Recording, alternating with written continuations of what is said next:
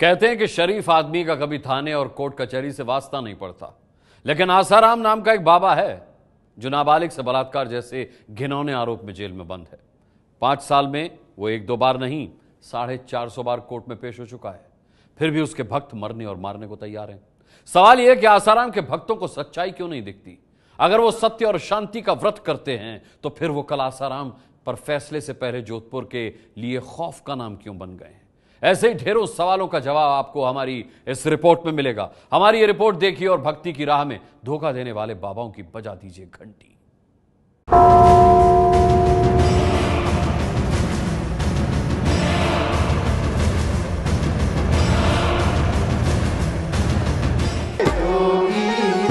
क्या जादू है तेरे प्यार में, जोगी रे क्या जादू है तेरे प्यार में। हरिओम हरे। एक बाबा जो ड्रामेबाज है, जोगी रे क्या जादू है तुम्हारे प्यार में। इतनी बड़ी हो चाहे मुसीबत फिर ना टिकने पाए, है जोगी रे हम तो लुट गए तेरे प्यार में।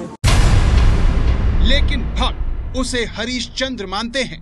यदि शीघ्र छूटेंगे और एक दिन आएंगे साथ को, मतलब आज से नहीं, पैर को झूठ नहीं। बापूजी खुद अपनी तपस्या में बोलते हैं कि मेरी झूठ बोलता हूँ तो तुम्हारी तपस्या नाश हो जाए, पर मैं झूठ बोल नहीं सकता। राजा हरिश्चंद्र के समान है बापूजी। एक बाबा जो अश्लीलता का भंडार है, जो सुबह के सत्र में नहीं थे अभी आए, हाथ ऊपर करो। बाप रे बाप, नए नए बंदे भी आए, बंदियां भी आई है नई नई। बैठो लालियां, बैठो देवियां। फिर भी भक्त उसे सूर्य मानते हैं। उम्मीद है, हर साल हमेशा उम्मीद रहती है बापूजी हमारे कलंक लौट के आएंगे। आजकल जो तथाकथित आरोप लग रहे हैं वो सबका शांत होगा। बापूजी जगमगाते हैं सूर्य की तरह खिलकर फिर से बाहर निकल कर आएंगे।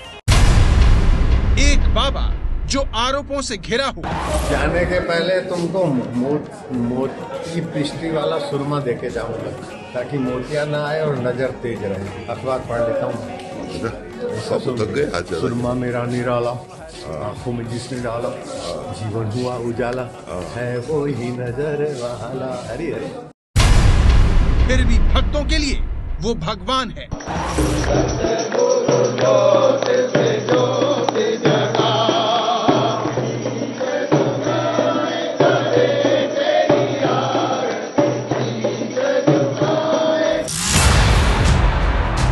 आसाराम ने अपने भक्तों पर ऐसा जादू कर रखा है जिसने भक्ति की परिभाषा को बदल कर रख दिया है।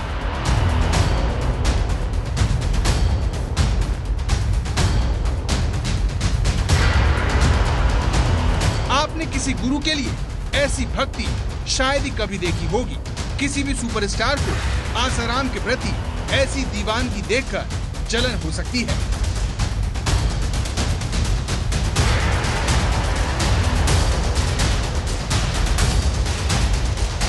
हो सकता है कि आप इसे पागलपन कहें, लेकिन आसाराम के भक्तों के लिए ये किसी उपलब्धि से कम नहीं है। ये वो जगह है जहां से आसाराम पिछले 4.5 साल में 450 बार गुजरा है। हर बार अदालत में पेश होने के दौरान आसाराम ने ऐसा कुछ किया है जो किसी संत को शोभा नहीं देता।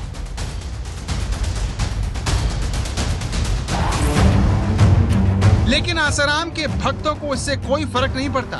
वो तो मानो एक ही रट लगाए हुए हैं। आसाराम हम तो लुट गए तेरे प्यार में। जोगी रे क्या जादू है तेरे प्यार में, जोगी रे क्या जादू है तेरे प्यार में। हरिओम हरे। हरिओम हरि, हरिओम हरे। हरिओम हरि। अब सवाल ये है कि जिस पर नाबालिग से रेप का आरोप हो वो भगवान कैसे बना हुआ है? जिस पर बच्चों पर काला जादू करने का इल्जाम हो उसकी अब भी पूजा क्यों हो रही है? जिस पर अपने सेवादारों को मारने का आरोप हो उसे भक्त अपना सब कुछ क्यों मान बैठे हैं? भक्ति से जीवन को नई दृष्टि मिलती है, लेकिन लगता है आसाराम ने अपने भक्तों को अंधा बना दिया है। तभी तो उनके लिए आसाराम पर लगने वाले इल्जाम कोई मायने नहीं रखते। भगवान तुम्हारी जय जय भक्त पुकारे। इस बात का एहसास करवाने के लिए हम आपको 2 शहर ले जाने वाले हैं। पहला शहर जोधपुर है, जहां की जेल में आसाराम बंद है, और दूसरा शहर इंदौर है, जहां 4.5 साल पहले आसाराम को गिरफ्तार किया गया। जोधपुर जेल के बाहर आसाराम की रिहाई का इंतजार करते ये भक्त आपको ये बताने वाले हैं कि वो क्यों आसाराम के लिए देश के कोने कोने से जोधपुर आए हैं। मेरा नाम जागृति है। आप कहाँ से हैं? हम गुजरात सूरत से आए हैं। पद्मा जाधव। आप कहाँ से हैं? महाराष्ट्र से। मैं पवन कुमार अवस्थी नाम है, मैं लखनऊ से आया हूँ। इंदौर की हमारी रिपोर्ट तो बहुत खास है, क्योंकि पहली बार आप इंदौर के उस आश्रम को देखने वाले हैं जहां से आसाराम के बुरे दिन शुरू हुए थे। देखिए, इस आश्रम में ये एक बोर्ड लगा है, यहाँ पर लिखा है बिना अनुमति के मीडिया वालों को प्रवेश निषेध है। लेकिन हम आपको दिखाते हैं हमारी पड़ताल की कैसे आश्रम चल रहे थे, और इसकी पड़ताल हम इसी आश्रम से शुरू करेंगे। भक्त की आड़ में आसाराम ने लोगों की बुद्धि को कैसे हर लिया है, ये आपको जोधपुर की तस्वीरें बताएंगी, जिसमें पहले लोग आसाराम को कोर्ट जाने वाली कैदी बस का घंटों इंतजार करते हैं, और जब आसाराम आता है तो उसके लिए हाथ मिलाते हैं।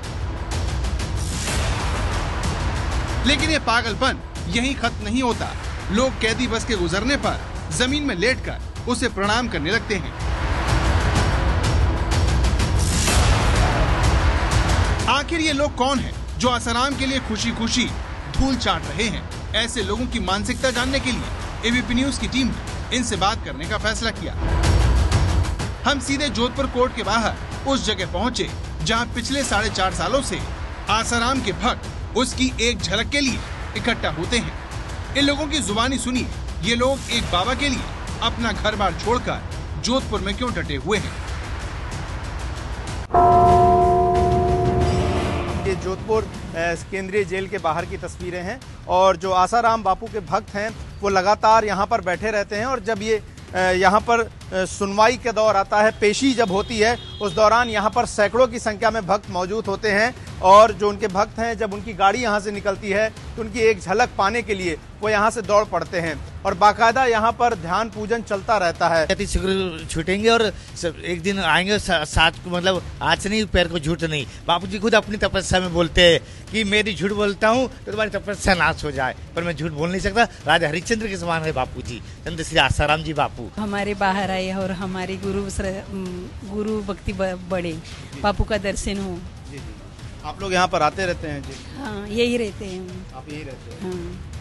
हाँ, बापू यहाँ जेल में आए तब से हम यही रहते हैं। उम्मीद है कि बापूजी को रिहा किया जाए, निर्दोष है तो रिहाई मिलनी चाहिए। नहीं, बापूजी को जरूरत तो नहीं है जेल आने की, लेकिन बापू हम सभी के कुछ कहीं ना कहीं रहस्य छुपा है, किसी का इसमें कल्याण छुपा है।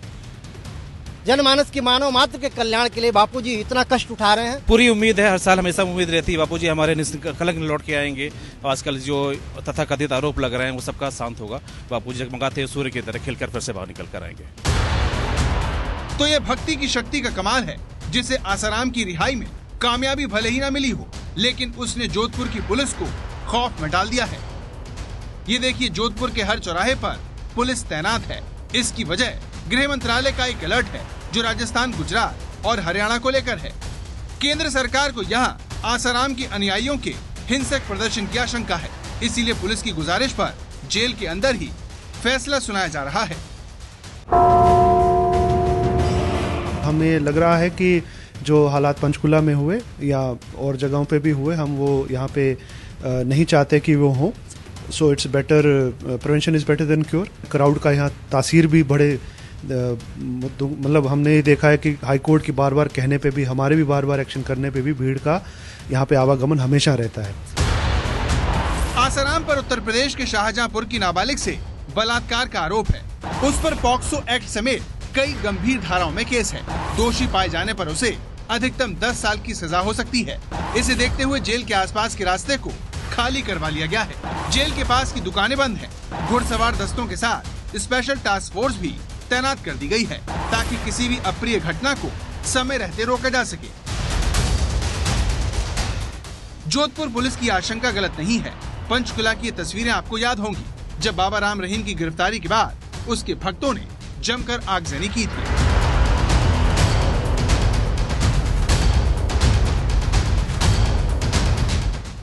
आखिर ये आशंका फिजूल क्यों नहीं है? इस बात का एहसास आपको इंदौर का यह आश्रम करवाने वाला है, जहां अब भी आसाराम के भक्तों का तांता लगा हुआ है। यहाँ आपको ले चलें। उससे पहले ये जानना आपके लिए बहुत जरूरी है कि आसाराम के भक्तों को लेकर ऐसी आशंका क्यों जताई जा रही है, जबकि खुद आसाराम अपने भक्तों से शांति की अपील कर रहा है। लेकिन उसके लिए अंधभक्ति कुछ ऐसी है कि वो कुछ भी कर सकते हैं। ऐसे में समझना जरूरी है कि लोग किसी के लिए अपनी सुध-बुध क्यों खो देते हैं।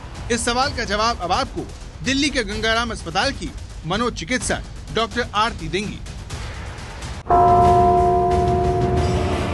कई बारी जो ये गुरु और बाबा हैं वो मैजिक से अपनी मतलब होशियारी से कुछ चीज़ें ऐसे दिखाते हैं जिससे उनको अंधविश्वास हो जाता है, विश्वास हो जाता है कि अरे बाबा ने हमें ठीक कर दिया। तो एक इंसान के बारे में सुनकर या 4 लोगों के बारे में सुनकर कि बाबा ने इतने लोगों को ठीक किया है, हम भी जाते हैं, ये सुनकर लोग पीछे एक ही इंसान के पीछे भागते हैं। जोगी रे क्या जादू है तेरे प्यार में, जोगी रे क्या जादू है तेरे प्यार में। तो ये है आसाराम के लिए अंधभक्ति की वजह। एक्सपर्ट की इस राय पर इंदौर के आसाराम के आश्रम की तस्वीरें मुहर लगा रही हैं, जहां आसाराम की बाकायदा पूजा हो रही है।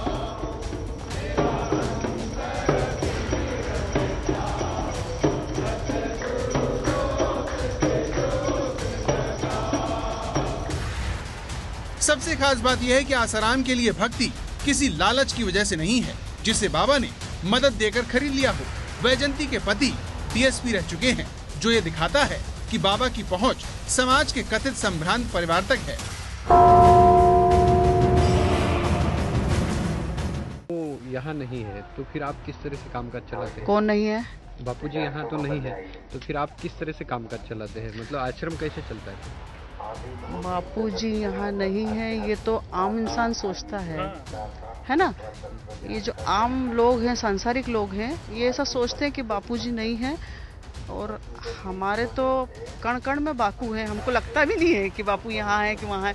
अभी कोई कहते हैं कि बापू जोधपुर में, मुझे तो कभी महसूस होता ही नहीं कि बापू जोधपुर में है। बापू हमेशा 24 घंटे हमारे साथ है, हर वक्त इस हवा में बापू का वास है, कण कण में बापू का वास है। तो सुना आपने, आसाराम को भले ही दुनिया ड्रामेबाज कहती हो, उसकी हरकतें साधु संत जैसी ना हो, फिर भी वो भक्तों की नजर में भगवान बना हुआ है। तभी तो इंदौर की इस भक्त को पूरा भरोसा है कि आसाराम बस छूटने ही वाला है। लेकिन इन लोगों को कौन समझाए कि उनका भगवान आरोपों के कीचड़ से सना हुआ है। वर्तमान ही नहीं, आसाराम का भूतकाल भी उसे अवैध कब्जे करने वाले आरोपी के तौर पर पहचानता है।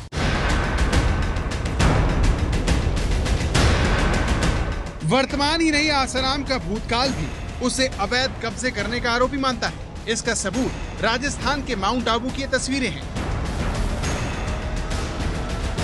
ये जो गुफा आप देख रहे हैं, कहा जाता है कि कभी यहाँ आसाराम तंत्र मंत्र किया करता था।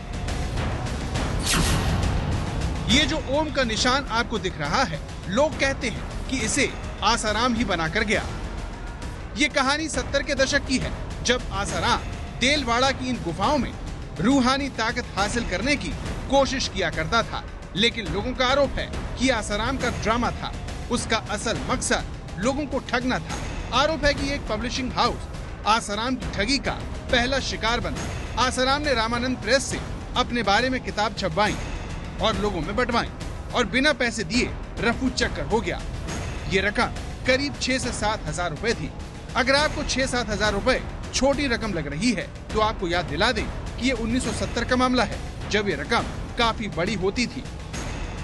लोगों का ये भी आरोप है कि आसाराम ने माउंट आबू में जमीन कब्जा करने की भरपूर कोशिश की। वो जमीन थी, वो एक्चुअल में जमीन और किसी की थी। उन्होंने वो जमीन सेल कर दी जब आईजी साहब को। जब आईजी साहब वहाँ आए तो आईजी साहब ने फिर उसको यहाँ खदेड़ा। उसके बाद में माउंट आबू से गया तो वापस घूम के वापस दोबारा माउंट आबू वो नहीं आया। मैं ये जानता हूँ कि उनसे हमको बेवकूफ़ बना के और बोला मैं तपस्या करना चाहता हूँ, लेकिन उसने तपस्या वहाँ नहीं की और वो अपने स्वार्थ सिद्धि कर रहा था। वो जमीन पर कब्जा करना चाहते थे। तो ये है आसाराम की हकीकत, जिसे उसके भक्त नहीं देखना चाहते। अब सवाल ये है कि भक्ति और अंधभक्ति में कैसे भेद किया जाए, क्योंकि ये समझकर ही लोग आसाराम जैसे बाबाओं के चंगुल में नहीं फंसेंगे। ये जानने के लिए हमने एक बार फिर डॉक्टर आरती से बात की।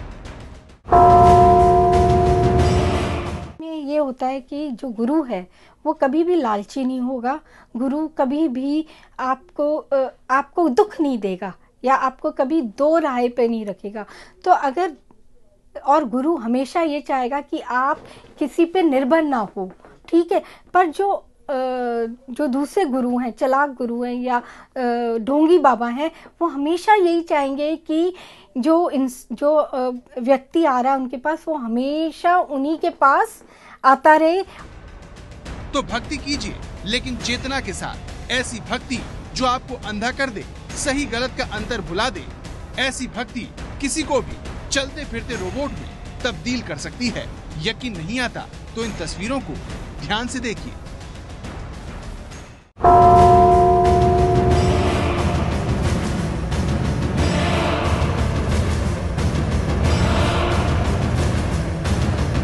ये है एबीपी न्यूज़, आपको रखे आगे।